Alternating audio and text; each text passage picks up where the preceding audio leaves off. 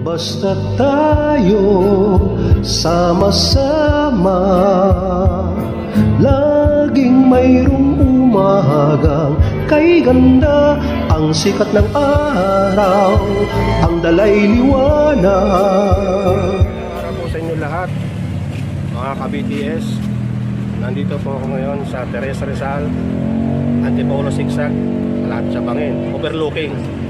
Kaya po ako nandito ngayon dahil meron kaming nakitang isang kapuspalad na humihingi ng konting tulong.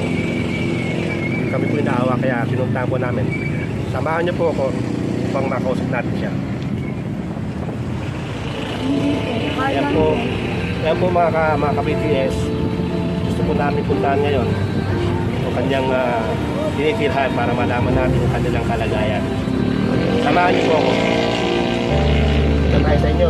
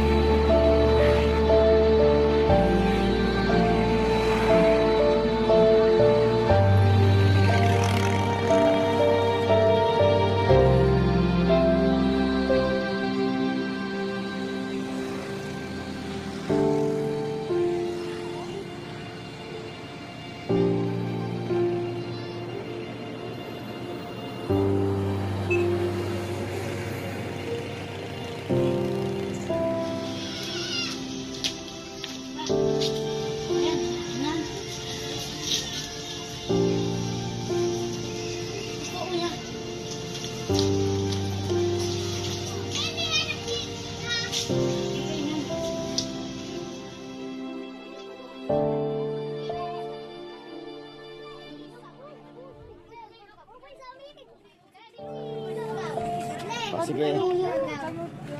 Ayan, mga ka-BTS, ito yung bahay nila. At kung nakikita nyo yung kaninang binaybay namin, ang layo ng binaybay namin kanina. Mula ro sa Zigzag hanggang dito, ako hirap na hirap pag paano pa kaya ito?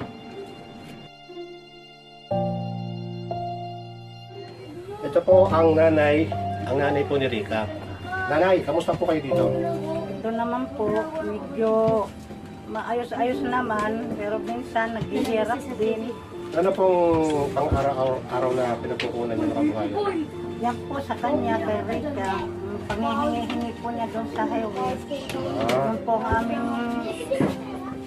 pinambibili ng aming pagkain araw-araw.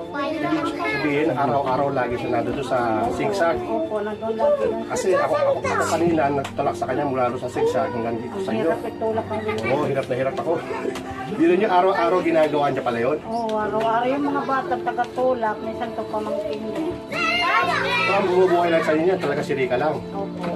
Tapos gano'n pa ang kanyang kalagayan. Opo, ganun pa ang ano niya din. Wala ba kayong mga kamag-anak para tumulong sa inyo? Wala po na lalayo po. Lalayo. Ayan po, nanay. BTS, basta tayo sama-sama. Kami po ay handang tumulong sa mga kapuspalad. Namimigay tayo ng tulong sa inyo. Manuwagan po kayo sa ating kinaukulan sa BTS po. Basta tayo sama-sama. Ako po nananawagan po sa BTS. Sana matulungan niyo po yung anak ko makapag-ano siya ng wheelchair. Kasi hirap na hirap na po siya sa wheelchair niya. Hirap po ito. Kaya sabi ko, manghingi ka kako ng mga magbibigay sa iyo ng wheelchair kung pwede. Ngayon, tanongin naman natin ito si Rica para manawagan. Ngayon, Rica, manawagan ka sa ating kapatid o ka-BTS. BTS, sana po tulungan kami. Hingi lang po ako ng tulong. Wala po ang nakain, saka hindi kakain po, kakain lang po. Saka hingi po ako umain. Sana po tulungan po ako. May salamat po. Yan, mga ka-BTS, maraming salamat daw. Manggagaling sa atin, BTS.